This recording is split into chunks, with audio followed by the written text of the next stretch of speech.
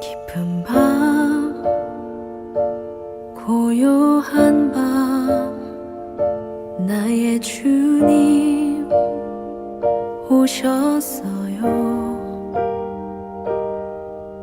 머리 누실 곳 하나 없어서 말구유에 누우셨네. 절망적인 상황에서 희망을 보는 사람들이 있어요. 네, 그렇습니다. 근데 절망적인 상황에서 희망을 보는 사람은요, 많지 않아요. 제가 한번, 여러분 화면 한번 보실까요? 뭐가 보이십니까? 호랑이.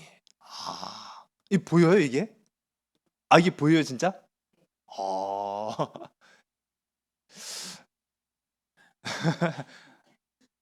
이 호랑이가 보인다라는 건 정말 대단한 겁니다. 왠지 아세요? 우리 눈엔 지금 이 호랑이가 보이죠? 동물들의 눈에는 호랑이가 안 보여요. 무슨 말인지 잘 모르시겠죠? 예. 우리가요, 이 호랑이를 볼 수 있다는 거는 일단은 시각이 있기 때문이죠. 근데 사람이요, 이 어떤 사물을 볼 때 그냥 사물의 형태만 보는 게 아니라 뭣도 구별할 수 있죠? 그렇죠, 색깔. 근데 이 색깔을 구별하기 위해서 하나님이 이 만들어 주신 이 아주 신비한 눈을 보게 되면은요, 이 눈의 원추 세포라는 게 있대요. 근데 이 원추 세포가 세 가지 색상을 구별할 수 있습니다. 빨간색, 노란색, 파란색. 예. 그러니까 빨파초, 예, 빨파촌이 있네요. 그러니까 빨간색, 파란색, 초록색. 이 세 가지 색을 구별할 수 있는데 이 세 가지 색으로는요, 섞으면은 다 나와요.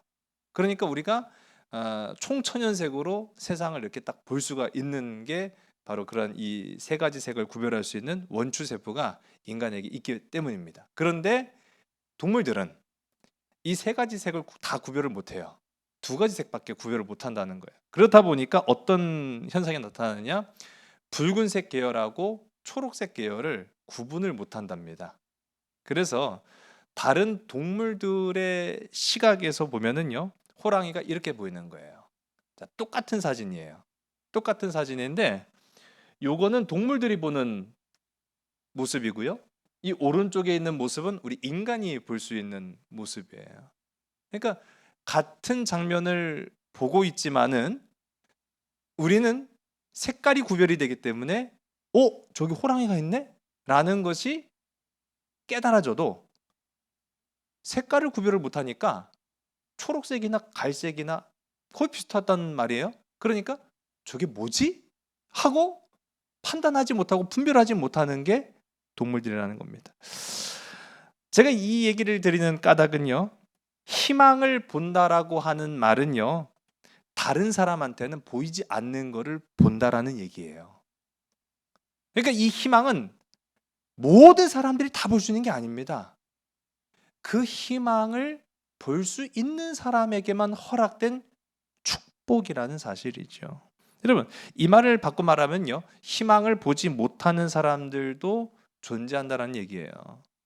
우리 지난 시간부터 민수기 강해를 쭉 한번 살펴보면서 가나안에 도착했던 이스라엘 백성들이 가나안을 정복하지 아니하고 정탐을 할 때에 각 부족의 지파별로 한 명씩의 정탐꾼을 선발해서, 뭐 물론 선발이 아니라 이제 모세가 지명해서 뽑은 거죠. 그렇게 해서 가나안으로 들어가게 됩니다. 자, 그런데 똑같은 장면을 보고 똑같은 시간에 같은 장소에 있었던 사람들이었지만은 12명의 정탐꾼 중에 10명의 정탐꾼이 보는 것과 갈렙과 여호수아가 보는 것이 달랐죠. 그렇죠. 뭡니까? 소망을 보는 사람들과 소망을 보지 못하는 사람들로 나뉘었다라는 걸 우리가 보게 되는 거예요. 근데 여기서 우리가 알아야 될 것은요, 희망과 절망은 결코 따로 떼놓고 볼 수 있는 건 사실은 아닙니다. 한 몸에 있는 거예요, 한 몸에. 그렇기 때문에 희망을 본다는 말은요, 절망 가운데에서 희망을 본다는 거지, 그냥 희망에 살아가는 사람은 그게 희망인지 절망인지를 몰라요. 그저 절망이라고 하는 곳에만 살아가는 사람은 그게 또 절망인지 희망인지를 구별을 못해요. 희망을 품고 있는 사람만이 절망 속에서 희망을 깨닫고 바라보고 갈망하고 본다라고 하는 것을 우리는 성경을 통해서 이제 발견하게 됩니다. 자, 우리가 얼마 안 있으면 이제 2025년이죠. 2025년의 달력을 딱 펼쳐보게 되면은 가장 먼저 나오는 달이 몇 월 달이죠? 2025년 달력을 딱 펼치면 가장 먼저 나오는 달력이 몇 월 달이에요? 그렇지, 1월 달이죠. 자, 1월 달을 우리는 이제 숫자로 부르는데 영어식 표현으로는 숫자식으로 표현을 안 해요. 그리고 영어로 이제 따로 이야기를 하죠. 그걸 이제 화면 보시면 제뉴어리라고 표현을 합니다. 자, 이 제뉴어리라고 부르는데요. 사실 이 제뉴어리라고 하는 것은 로마력에서 왔기 때문에 달력 자체가 로마력이에요. 그 말은 로마 시대부터 썼던 방식을 지금까지도 우리가 사용하고 있다는 얘기예요. 그렇기 때문에 외국에서는 1월, 2월, 3월, 4월 뭐 이렇게 우리는 숫자로 부르지만은 외국 문화권에서는 이거를 로마에서 쓰던 방식 그대로 제뉴어리 뭐 그런 식으로 이렇게 뭐 옥토버 그런 식으로 이제 부른단 말이에요. 자, 그러면은 왜 1월 달이 제뉴어리일까? 혹시 그런 궁금증 가져보셨어요? 왜 1월 뭐 먹고 살기도 바빠 죽겠는데 1월 달이 제뉴어리인지를 그걸 뭘 알 이유도 없고 그 궁금한 뭐 사실은 아니겠지만은요. 이 제뉴얼이라고 하는 까닭은요, 이 로마가 섬겼던 신의 이름에서 따온 거예요. 제뉴얼이는 로마 사람들이 섬겼던 신의 이름이었습니다. 이거를 걸어서 화면에 보시면 야누스라고 하는 신이에요. 자, 이 야누스라고 하는 신은 좀 특징이 있습니다. 얼굴이 두 개예요. 앞면과 뒷면에 얼굴이 하나씩. 그래서 한 몸에 두 개의 얼굴을 지닌 신이 바로 이 야누스입니다. 그래서 이게 굉장히 독특하죠.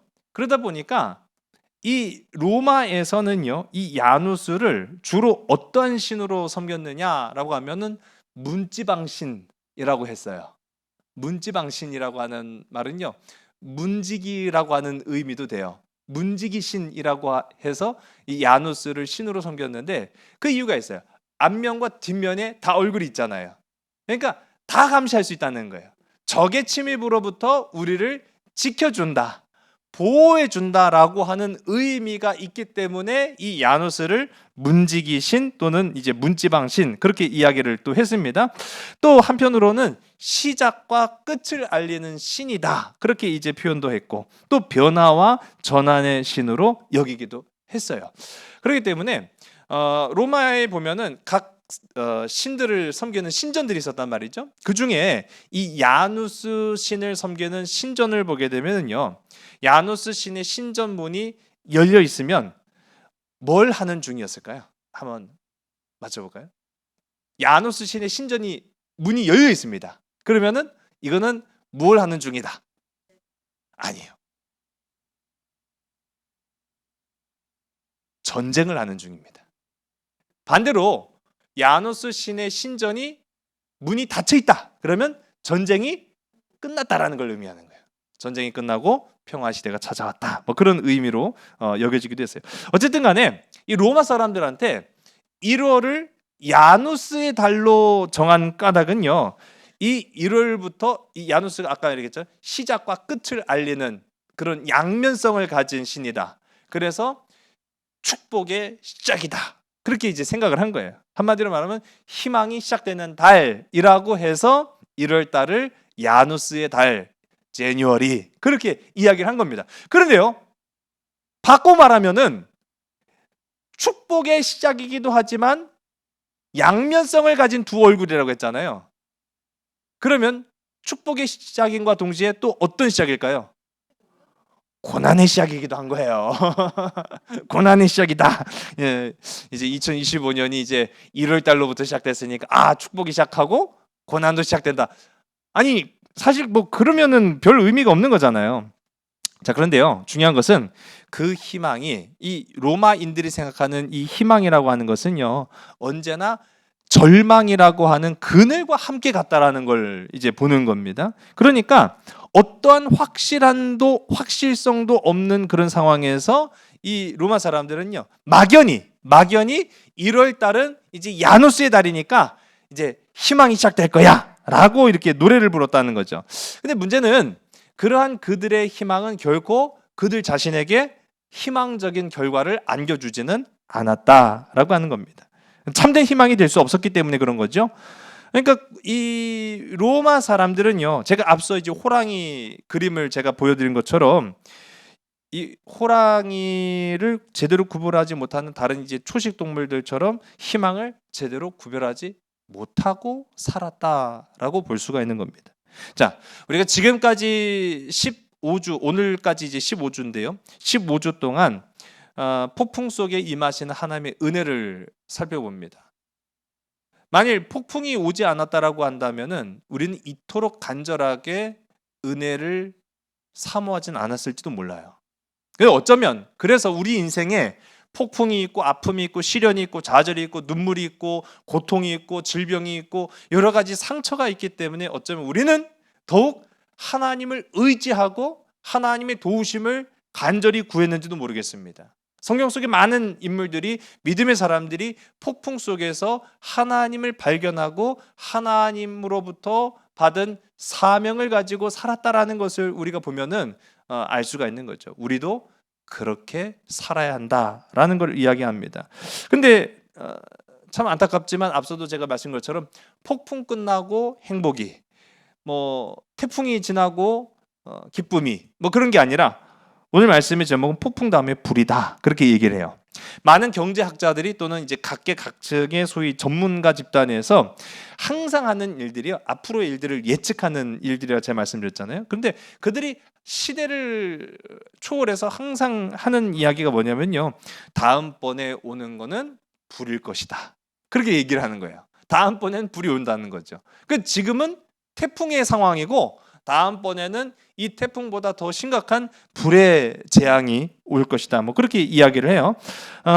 근데 뭐 그렇게 했지만은 그 방식은 어떻게 될런지는 아무도 몰랐던 것 아닙니까? 우리 과거에 이제 1998년에도 보면 이제 IMF 사태가 그랬고요. 또 지난 3년 전에 2021년에 발병했던 코로나 팬데믹이 그랬어요. 그러니까 예상치도 못했던 문제들이 와서 우리로 하여금 큰 시험과 환란에 빠지게 했던 그런 장면들을 우리가 기억합니다. 또 우리 지난주에 크게 뭐 아직도 진행형으로 있지만은요, 이제 계엄 사태라고 이제 부르겠습니다.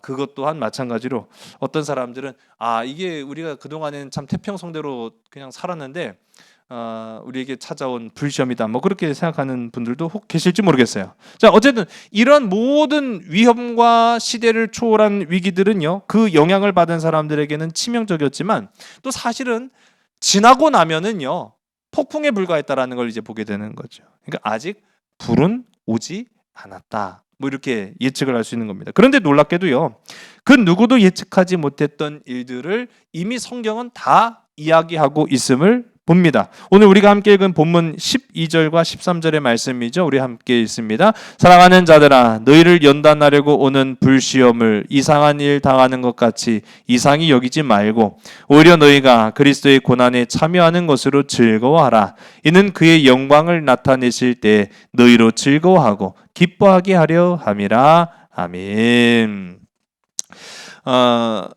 오늘 우리가 함께 읽은 이 본문, 이 베드로 전후서를 다 통틀어서 이제 베드로서라고 이야기하는데, 이 시대의 사람들이 도대체 어떤 일들을 겪었길래 이토록 지금 현재 당하는 이러한 시험이 마치 아무것도 아니라는 듯이 오히려 불시험을 그리스도의 고난에 참여하는 것으로 오히려 즐거워해라, 그렇게 가르치고 있는 거, 좀 의문도 들어요. 오늘 본문의 말씀 가지고 여러 번 우리가 함께 말씀을 나누기도 했습니다. 그런데 이 시대가 과연 오늘을 살아가고 있는 우리에게 그렇다고 한다면 어떤 믿음의 모습을 보여주고 있는가라는 걸 이제 생각하게끔 만들죠. 자, 베드로서의 이 시기는요, 주후 60년에서 65년 사이에 쓰여졌던 것으로 이제 알려져 있어요. 그런데 이 주후 60년에서 65년 사이에 이 어떻게 보면 전 세계의 핵심, 중심이라고 하는 지중해 패권을 가지고 있었던 로마 제국의 왕이 누구였겠습니까? 전에도 한번 수요 때 한번 다뤘는데 기억을 하시면은 대단하신 거고, 아주 유명한 왕이에요. 잊어버리셨어 상관없어요. 네로 황제입니다. 그러니까 이 베드로서가 기록될 당시에 지중해의 패권, 로마의 수장이었던 황제가 바로 그 유명한 네로 황제 또는 폭군이라고도 이제 불려졌죠. 이 네로 황제는 54년부터 68년까지 로마를 통치했으니까 정확하게 베드로서의 그 시기와 딱 맞물려 있는 시기였습니다. 자, 그런데 이때까지만 하더라도요, 로마 안에서 기독교인들, 소위 말하는 우리 크리스찬들이 생활하기에 그렇게 크게 불편한 정도까지는 아니었다고 해요. 그냥 어느 정도였느냐, 조금 이상한 종교, 이상한 종교라고 하는 인식은 있었지만, 그렇다고 해서 기독교인들이 위험하다거나 또는 그 사람들이 좀 비난을 받을 만한 종교다라고 할 정도까지는 아니었다는 거예요. 그런데 이 네로라고 하는 이 황제가 별의별 기행을 다 펼칩니다. 그 별의별 기행을 다 펼치는 가운데 로마 시내를 한번 확 뒤집어 놓은 사건이 있어요. 어떤 사건이었을까요? 아니, 아시면서 모르는 척하는 거예요? 아니면 정말로 모르시는 건가? 그렇죠. 불바다를 만들어 놨어요. 로마라고 하는 어마어마한 100만 이상이 살아가는 대형 도시에 불을 질러 버린 그 사람이 바로 이 네로 황제죠. 그런데 지가 불 질러 놓고 그 책임을 다 누구한테 떠넘기기 시작합니까? 그렇죠. 기독교인들. 기억 다 나시네요, 보니까. 기독교인들한테 떠넘겼단 말이에요. 그러고 난 이후부터 기독교인들에 대한 박해가 극심해졌다라는 것을 이제 봅니다. 네로가 로마에 행한 기행들, 그리고 그 사이에 기독교인들이 어떤 박해를 받았는지를 보시면 될 것 같습니다. Slave, I agonize for them. I have no privacy. They demand too much. 이게 불시험이었을까요? 이게 폭풍이었을까요? 우리는 감히 상상도 할 수 없는 그러한 로마의 이제 박해들을 이스라엘 신앙을 가지고 있었던 초대교회 그리스도인들이 당하게 됩니다. 초대 기독교 공동체는 유대교에서는 이제 거부당했고, 또 동시에 로마 사회에서는 이렇게 배척됩니다. 이렇게 어떻게 보면 이중적인 이런 압박은 기독교인들의 삶과 신앙을 굉장히 흔들기에는 충분한 위협이 되었어요. 극도의 박해는 기독교인들의 삶을 무너뜨렸습니다. 뭐 일상생활의 문제가 아니죠. 삶과 죽음의 경계를 왔다 갔다 하는 그런 상황들을 우리가 봅니다. 근데 이 와중에도 여러분, 이 영화에서도 묘사가 되었던 장면이지만은요, 이런 극단적인 고통 와중에도 이 기독교인들이 무엇을 합니까? 그렇죠. 찬양을 하고 있단 말이에요. 이건 굉장히 납득할 수 없는 그런 모습이죠. 찬양을 하고 있었다라는 것은 한마디로 말하면 그 와중에도 소망을 잃지 않고 있었다라는 것을 우리가 보는 거예요. 이전 시간에 억울한 누명을 쓰고 매를 맞고 지하 감옥에 갇혔던 바울과 실라가 그 밤에 기도와 무엇을 했죠? 그렇죠. 찬양을 불렀습니다. 이들 또한 죽음의 불시험 앞에서 절연히 찬양을 부른 거죠. 영화 속 등장인물인 네로가요, 굉장히 심각하게 이걸 받아들여요. 어떻게 그럴 수 있는가? 어떻게 저런 절체절명의 순간에 고통을 받는 상황 속에서 어떻게 보면은 원형 경기장에서 막 사자를 풀고 원형 경기장에서 막 사람을 십자가에 세워서 태우고 하는 거는 고통당하는 거를 즐기려는 목적이었단 말이에요. 근데 고통당하는 걸 즐기려고 했던 사람들이 도리어 나중에 이제 저녁 때 되니까 처음에는 막 사람들이 낮에는 막 사자가 막 나올 때는 막 열광했던 그 관객이라고 해야 되나요? 로마 시민들이 저녁 때 되니까 표정 어땠는지 보셨어요? 열광하는 표정이 하나도 없었어요. 오히려 굉장히 두려움, 예, 그걸 보는 사람들이 두려운 거예요. 도대체 저들은 무엇 때문에 이러한 죽음의 상황 가운데에서도 찬양을 부르며 주님을 부르실 수 있었는가라고 하는 그런 모습들. 영화에는 제가 편집하느라고 이렇게 보여드리지 않았는데 네로가요. 찬양을 불러? 이상하네 이것들이 왜 찬양을 뭐 노래를 부르고 있지? 막 그러면서 야, 그 저거 다 끝나고 나서 경기장 청소하지 마. 그렇게 했죠. 경기장을 왜 청소하지 말라고 한지 아세요? 다 끝나고 난 이후에 네로가 직접 경기장에 들어가 봅니다. 사자들이 이제 다 없어지고. 그래서 죽은 시체들의 얼굴을 확인하려고 그렇게 한 거예요. 도대체 얘들이 어떻게 죽었는가? 보니까 하나같이 고통 속에 일그러진 표정으로 죽은 게 아니라 평온한 표정으로 죽었단 말이에요. 그러니까 더 납득이 안 돼요.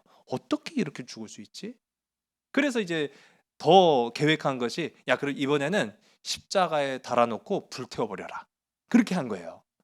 그런데도 여전히 이 고통받았던 기독교인들은요, 고통으로 일그러진 표정으로 생을 마감한 것이 아니라 평온하고 기쁜 모습으로, 웃는 모습으로 이렇게 찬양을 부르면서 죽음을 맞이했다.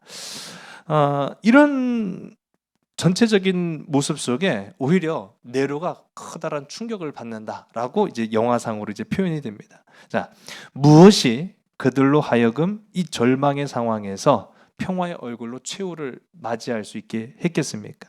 이것은 결단코 거짓된 평화로도 거짓된 소망으로도 그럴 수 없다라는 것을 네로 자신도 알고 있었어요.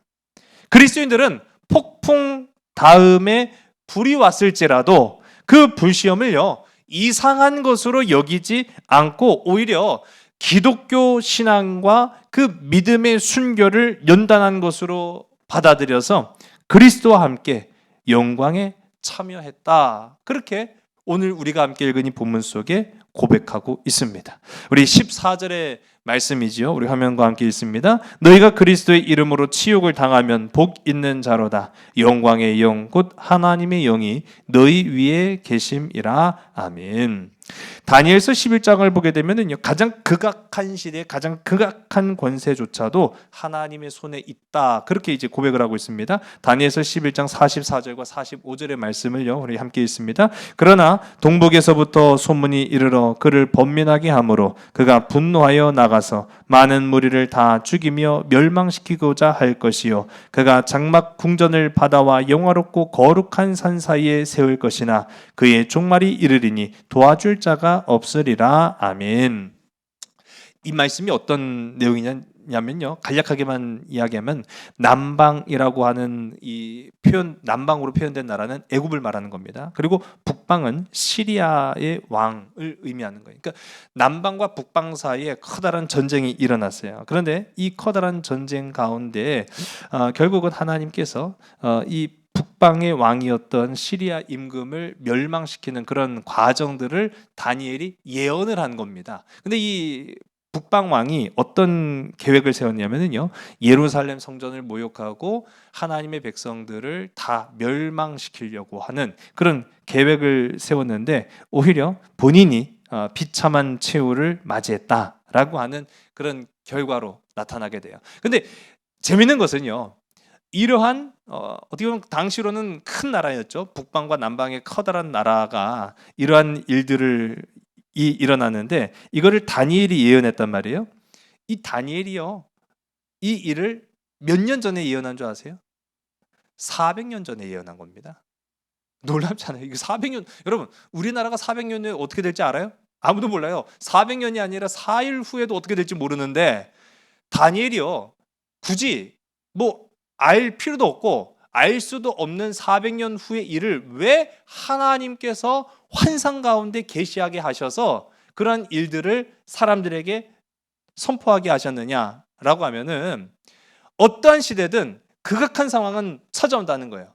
어떠한 극악한 왕이든 극악한 조건이든 극악한 권력이든지 간에 결정적인 것은요, 하나님은 놓치지 않고 그 역사를 지켜보고 계신다라는 것을 다니엘로 하여금 알게 하시는 거예요. 여러분, 우리가 지금 일어난 이러한 모든 상황, 국내외적인 사태, 하나님은 모르실까요? 이미 알고 계셨어요. 이미 알고 계셨단 말이에요. 그러니까 지금도 역사의 주관자는 여전히 하나님이시다라고 하는 것을 다니엘로 하여금 보게 하셨고 알게 하셨고 깨닫게 하셨다라는 것을 우리가 보게 됩니다. 오늘 우리가 함께 읽은 본문의 말씀인데요, 17절과 18절부터 우리 17절서부터 19절까지의 말씀을요 우리 함께 보겠습니다. 하나님의 집에서 심판을 시작할 때가 되었나니 만일 우리에게 먼저 하면 하나님의 복음을 순종하지 아니하는 자들의 마지막은 어떠하며 또 의인이 겨우 구원을 받으면 경건하지 아니한 자와 죄인은 어디에 서리요. 그러므로 하나님의 뜻대로 고난을 받는 자들은 또한 선을 행하는 가운데 그 영혼을 미쁘신 창조주께 의탁할지어다. 아멘. 다시 앞서 보여드렸던 영화 쿼바디스라고 하는 영화예요. 이 쿼바디스라는 영화는 물론 작가의 상상력에 의해서 창조된 영화입니다. 그러니까 실제로 이런 일이 일어났는지에 관하여서는 조금 소설적인 그런 상상력을 가미를 한 건 사실이에요. 근데 역사적인 그 배경은 맞고요.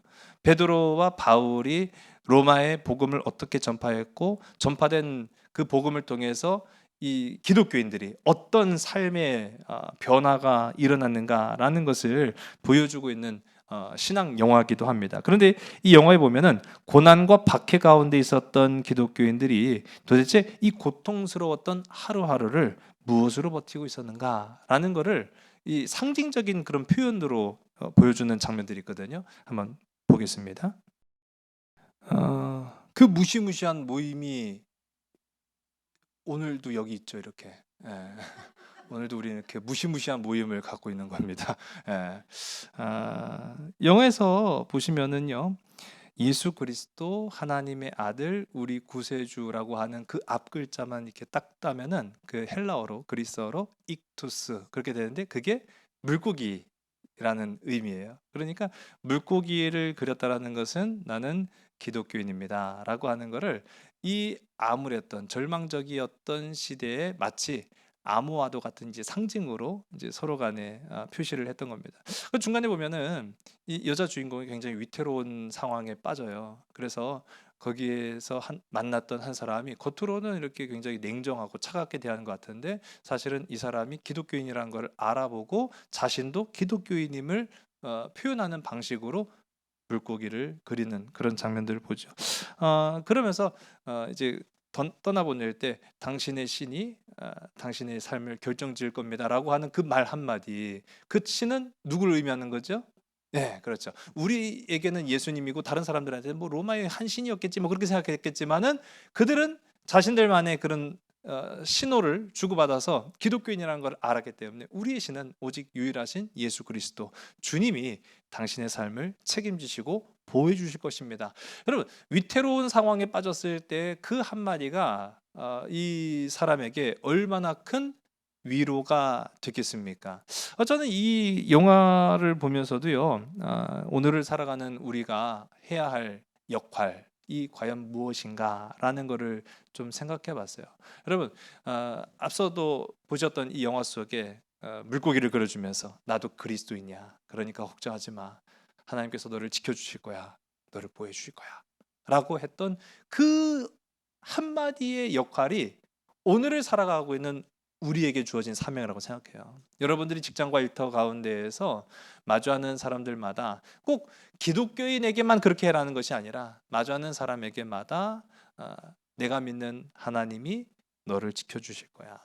지금 당하고 있는 아픔과 눈물과 고통과 괴로움과 이 태풍과 또 태풍이 지나가면은 또 불시험이 올지도 모르지. 그러나 하나님은 믿는 자들에게 항상 생명과 기쁨과 그리고 믿음을 가지고 끝까지 나아가는 자에게는 상급까지도 주시는 분이셔라고 하는 그 한마디가 얼마나 큰 위로가 될까라는 생각을 해보게 됩니다.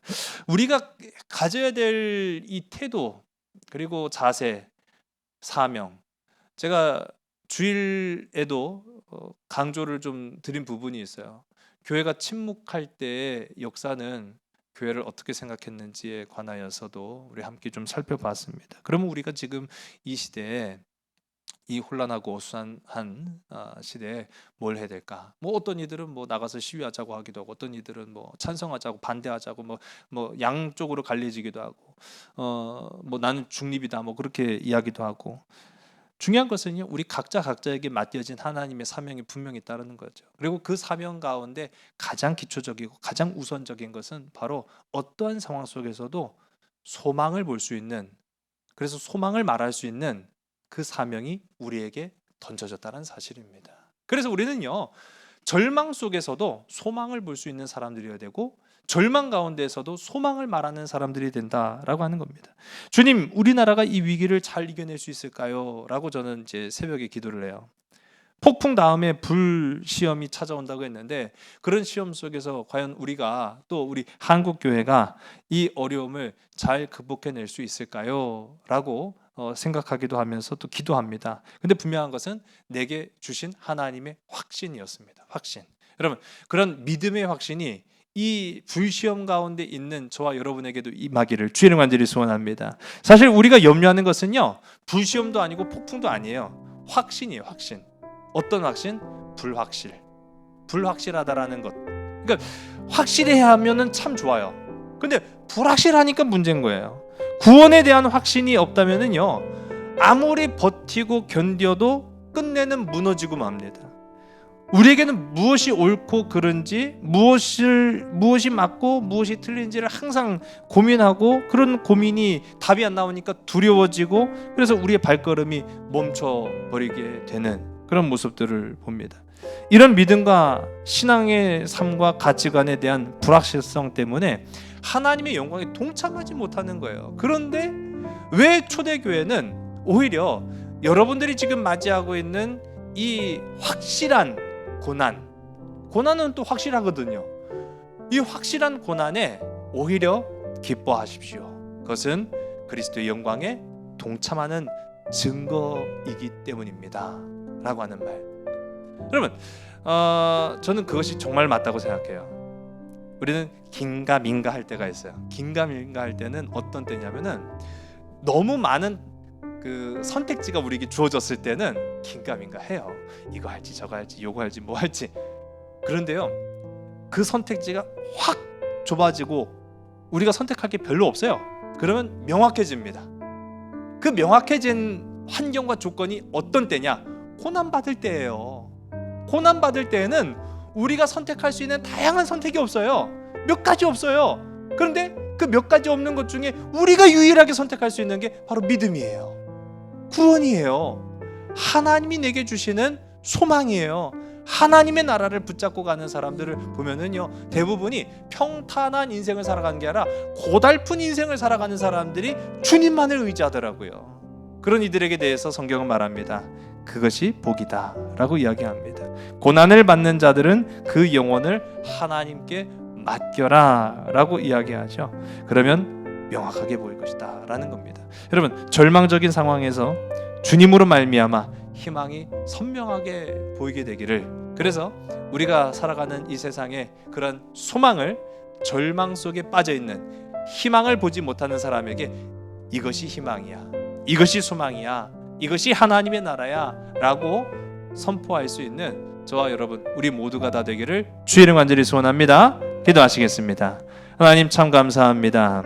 오늘도 우리에게 주님의 귀하고 아름다운 사명 주셔서 그 사명 가지고 우리의 삶의 터전에서, 처소에서, 일터에서, 가정에서, 이 나라 이 민족 위에서 아버지 최선을 다하여서 살았습니다.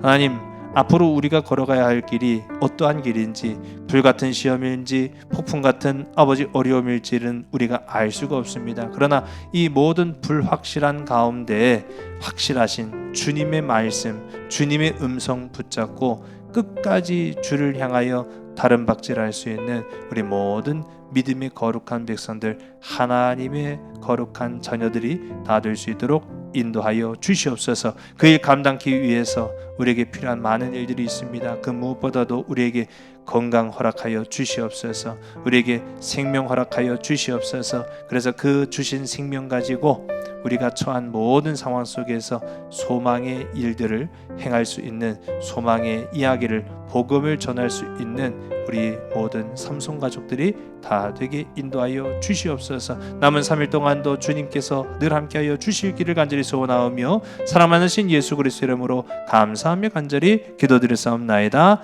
아멘.